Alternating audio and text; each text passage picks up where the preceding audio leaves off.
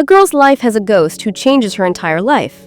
In the beginning, she wants to get rid of him, but as the story progresses, many shocking things come to light. At the beginning of the film, many goons try to kill a man together, but he is the only one who is affected by them. After killing everyone one by one, when he feels that no one is left, then he sits quietly in one place. And then someone shoots him from behind and kills him. After that, his body is removed from there, the entire place is cleaned, and all the evidence is erased. The blood of the bullet he was shot in, all this remains there. And this blood reaches the city while eating on the streets. There, a college girl is shown to Fumika, who works in a part-time restaurant. But in reality, she wants to become an influencer. And for this, she goes to meet a social media star named Katayama. Fumika tells her that she also wants to become a content creator like her. But Katayama avoids her and tells her to get drunk. Fumika clearly refuses to get drunk, she just wants to get her work done somehow. But that man keeps drinking continuously. Because of him, she also removes her last train. After drinking all night in this bar, the two leave there in the morning. Katayama just kept talking nonsense all night. Fumika has no use of meeting him. He wanted to kick Katayama and drop her there, but she didn't do that. While returning home, Fumika falls down the stairs and sees that there is a bullet hole in front of her. She picks it up and looks at it, so for a while, the gun with which the bullet was fired, her visions are visible. She quickly takes care of herself and puts the hole in her purse and leaves for home. Her friend Maho was standing in front of the apartment, who tells her that she cannot go home today. Fumika looks at the wound on her face and says, "Why don't you break up with me?" After which the two enter the house. Suddenly, Fumika sees that a man is standing near the door. She's shocked to see him. Maho asks, "What happened?" She says, "Who is this man?" Maho turns her eyes and looks at the door and says, "What are you saying? There's no one there." Fumika says, "That man is full of blood," and Maho feels that he must have done something. Fumika throws something at that man, which goes through him, and as soon as she sees this, she starts screaming a lot. Maho is also a little scared to see him. She is trying to calm him down. And when that man disappears from there, then Fumika's breath comes to her. Then a message comes to Maho, and she says, "I have to go." Before leaving, she advises Fumika to meet the doctor. As soon as Fumika closes the door of the apartment and turns around, the same man's voice comes from behind that, "Was it right to let him go?" Fumika gets stuck in the corner out of fear and says that he ran away. Then she tries to open the door and run away. But when that man sees that she's about to fall, he holds her hand. But she still falls, because as soon as she held her hand, the ghost entered her body. And the amazing thing was that they were able to talk to each other. They were also controlling the same body. Fumika says, "Get out of my body," so the ghost says, "Look, the fact is that I am a ghost for the first time, so I don't know much about this process." Fumika says, "I don't know anything, get out of my body." The ghost says, "Okay, that's enough for today." And he gets out of his body. Now he thinks that the ghost is gone and thanks God that he is still alive, but then he comes in front of him and says that it was not as good as I thought to enter someone's body. And Fumika runs away screaming that, "He's still here!" She thinks while running that should she call the police. But as soon as she gets down the stairs, the ghost comes in front of her again, because whenever she goes away from a radius of 15 meters, the ghost itself teleports and comes in front of her. She also runs away from here and sees Maho in the alley while running. Her boyfriend was asking her for money and trying to hurt her. Fumika asks her boyfriend about it and says that you stay away from her matter, after which he starts taking Maho, and Maho also quietly goes with him. Then the ghost comes and asks that, "Do you want to punish him?" Fumika is scared, but this time she does not run away. The ghost says that if you want power, then hold my hand, but Fumika refuses him and does not want to give him control of her body again. The ghost says that you saw Maho's injury, don't you want to help him? And then she sees that Maho's boyfriend is misbehaving with her again, and after seeing this, she agrees to the ghost. As soon as she holds his hand, the ghost enters his body. When Maho's boyfriend is about to punch him, Fumika holds his hand and turns him around and punches him. But even after this, he does not come to his senses and threatens to kill him. But in the second move, his whistle is also cool and he falls to the ground. After which the ghost also comes out of his body.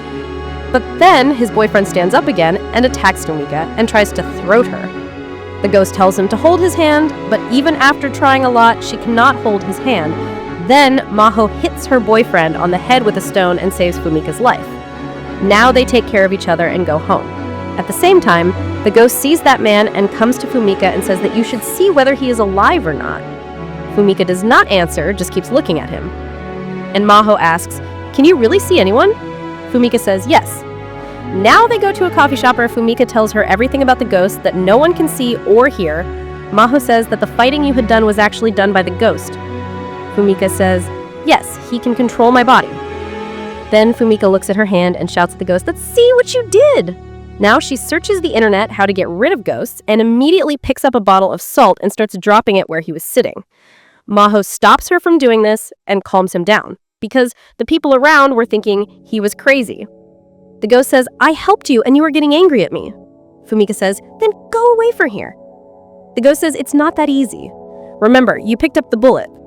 I think the bullet that killed me was his." She quickly pulls out a cartridge from her pocket and says, "I didn't know it was a bullet." The ghost says he doesn't remember how he died. But maybe he died from this bullet, so when Fumika picked him up, he joined her. Fumika is surprised that he was murdered, and the ghost tells her that his name is Kudo. He was a hitman before he died. Hearing this, Fumika's mind goes blank. Kudo says that he used to work for an organization, and maybe a group of that organization killed him. So until he takes revenge for his death, he will not be free. Kudo says that we will kill him one by one. Just help me.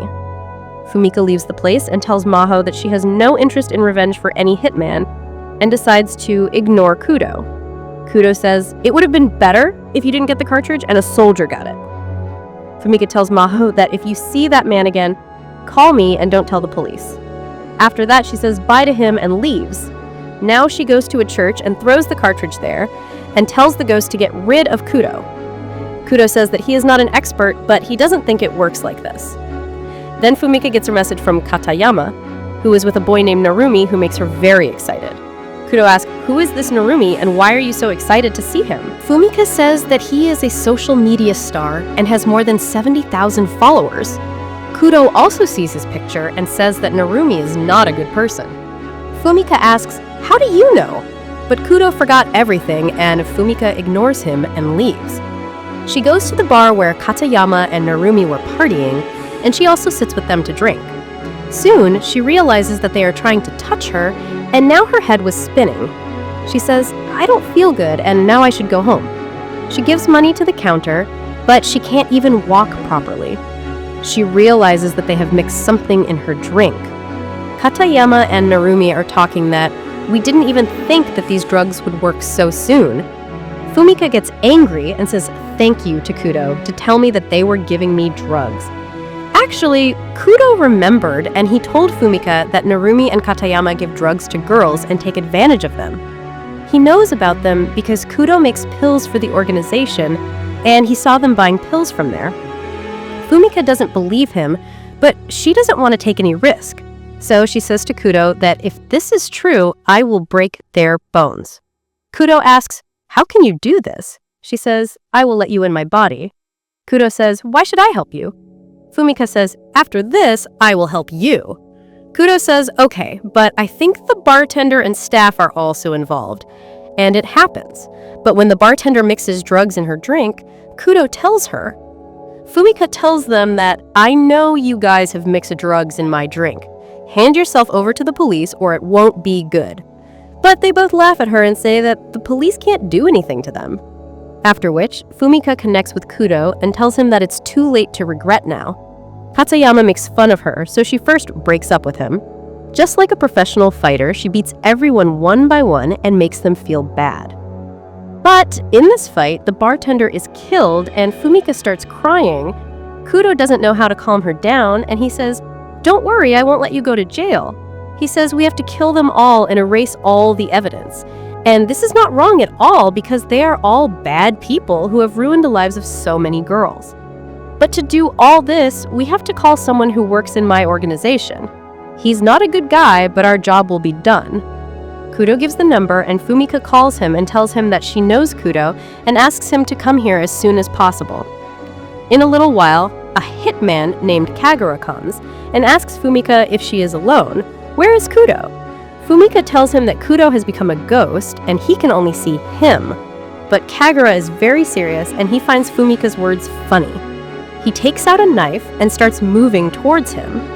Kudo says in fear that he won't even think about it before killing you. He quickly enters his body and stabs him in the same mouth and says that you still can't defeat me. Kagura understands that only Kudo can do this. After which, Fumika explains Kudo's words to Kagura, and he gets to work. All the bodies are put in a car and left. On the way, Fumika asks Kagura about Kudo's death. Kagura says that he doesn't know much about it, but a few days ago, the owner of his organization died. After that, his son took over all the work. But the new owner started doing the wrong thing, and Kudo didn't like it at all. Fumika says that the owner killed Kudo. Kagura says that he doesn't know about it. Now he takes them all to the same place where Kudo was killed. And after coming here, Kudo also finds this place familiar. Kagura kills them all and completes his work. After which he drove Fumika in front of his apartment and asks before leaving if Kudo really sees him. Fumika says yes, and he says never to meet again. After coming to the apartment, Fumika thanks Kudo and tells him that if he wasn't there, I don't know what people would do to him. Kudo says that he has killed many people in his past life, but in this afterlife, he feels good by helping people. Fumika says, then promise that you will be a hero in this afterlife. And Kudo also agrees to her. After which, Fumika goes to sleep because she was very tired. There, Kudo's organization is shown.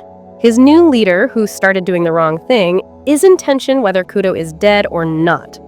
Then, Kagura comes there and tells that he wants to talk about Kudo. The owner asks if he got his call. Kagura says that Kudo's forgotten college girl is in his control. The owner doesn't believe him, but still he sends his hitmen to find out the truth. Kagura warns him not to send normal goons. No one will survive. The owner finds his words funny, and Kagura looks at him with pity. In a little while, the goons reach Fumika's apartment. Realizing the danger, Kudo awakens Fumika. Hearing Piru's voice, he understands that 4 people are coming to him. As soon as the door rings, he immediately tells Fumika to hold her hand. Now, one of the 4 goons comes in which Kudo easily controls, and hands his gun to the other 3. The leader of these goons sees from the outside that there are bullets in the apartment. He goes inside and sees that all 4 of his companions were injured there. Looking down from the balcony, that girl was running. Fumika runs to the same place where Kudo died. And the amazing thing was that Kagura was already here. Kagura tells that he told everyone about Fumika. Hearing this, Kudo gets very angry at him. Fumika says that my apartment is ruined because of you. Now you will fix it. When Kagura hands the gun to Fumika, Kudo immediately enters his body and snatches Kagura's gun and throws it away. Now there is a fight between them, and Kagura very cleverly wants to pick up the gun and shoot it. But Kudo snatches the gun again and taunts him. And as soon as he points the gun, he remembers how he died. Kagura says that, yes, I killed you. Kudo asks why. Kagura says that when the new owner was made, we were against him. But later, you left your job without telling, and the fire of our rebels was extinguished there. After that, the owner gave you orders to kill, and I had to kill. Kagura says that if I don't leave you, they won't leave me either. At the same time, Kudo remembers that when Kagura came to kill him, he gave him a chance to run away. But Kudo was tired of his life, and he told Kagura to kill him. Kagura starts crying because he was also tired of his life. At this time, the owner is very angry that an ordinary girl cheated on professional fighters and ran away. His goons say that his feelings were not of a normal person. There is definitely Kudo's soul in it. Here, Kagura says that you have to leave the city. They won't leave you. And Fumika tells that why don't we kill the owner? This will stop the whole organization. Then neither you will be in any danger, nor me, and the biggest thing, Kudo will also get freedom. But Kagura doesn't agree with her, because there is a lot of danger in this village, and Fumika's life can also be lost. Fumika says in anger that she will do it for herself. She doesn't care if anyone comes or not. Because of her, her entire apartment was destroyed, and now she is not going to leave the owner of the organization. After that, she takes Kudo and leaves. In a little while, Kagura comes to them with a car and says that if you want to die, then I am with you. Now they all reach outside the organization.